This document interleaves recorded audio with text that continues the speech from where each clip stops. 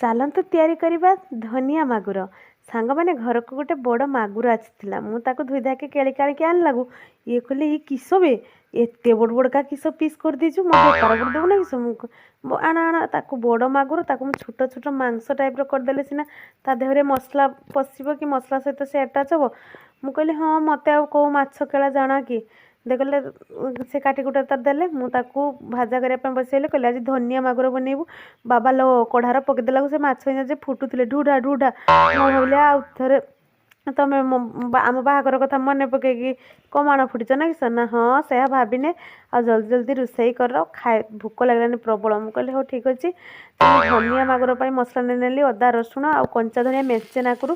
ଆପଣମାନେ ଚାହିଁଲେ ଧନିଆ ପତ୍ର ବି ବାଟିକି ଦେଇପାରିବେ। ଯେହେତୁ ଧନିଆ ମାଗୁର ହେବ ତ ଧନିଆର ପରିମାଣଟା ବେଶୀ ରହିବ। ଆଉ କିଛି ନୁହେଁ ସେଥିରେ ଲଙ୍କା ଅଦା ରସୁଣ ପିଆଜ ତେଜପତ୍ର ଗରମ ମସଲା ଏତିକି ମସଲା ହେଲେ ଆମର କାମ ଚଳିଗଲା। କେବଳ ଧନିଆର ପରିମାଣ ବେଶୀ ରହିବ। ମୁଁ ପ୍ରଥମେ କଢ଼େଇରେ ତେଲ ପକେଇ ଦେଇ ପିଆଜ ଭାଜି ନେଲି। ପିଆଜ ବି ଦୁଇଟା ବାଟି ନେଇଛି।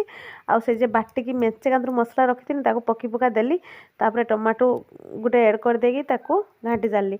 ଏତିକି ଡିଫରେନ୍ସ ସାଙ୍ଗମାନେ।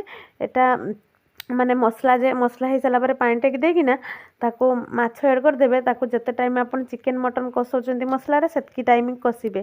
ଦେଲେ ଦେଖିବେ ଆପଣ ମଟନ୍ ଖାଉଛନ୍ତି କି ମାଗୁର ଖାଉଛନ୍ତି ଟୋଟାଲ୍ ଜାଣି ହିଁ ପାରିବେନି ଧନିଆ ମାଗୁର। ଆଉ ଧନିଆର ସ୍ମେଲ୍ଟା ଏତେ ସୁନ୍ଦର ଲାଗିବ ତ ୱାଓ ବାଲା ସ୍ମେଲ୍ ଆସିବ ପୁରା। ମୁଁ ମସଲା ମୋର ହେଇଗଲାଣି। ତାପରେ ସବୁ ମାଛକୁ ଏଡ଼୍ କରିଦେଇ କଷି ଚାଲିଲି।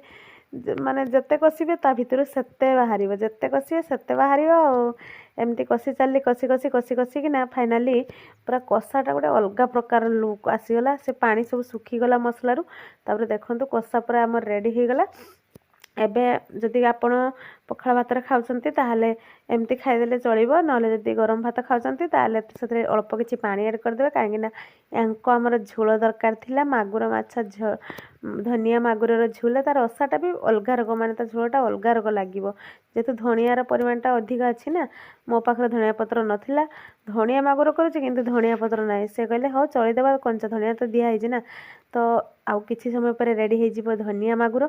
ଯେହେତୁ ଧନିଆ ପଡ଼ିଛି ନା ତରକାରୀ ଟିକେ ମାଟିଆ ମାଟିଆ କଲର୍ ଦେଖାଗଲା। ମୁଁ ଟିକେ ରଙ୍ଗ ଲଙ୍କା ଏଡ଼୍ କରିଦେଲି ହେଇଗଲା ଆମ ଧନିଆ ମାଗୁର। ଭିଡ଼ିଓ ଭଲ ଲାଗିଲେ ଲାଇକ୍ କରିଦେବେ।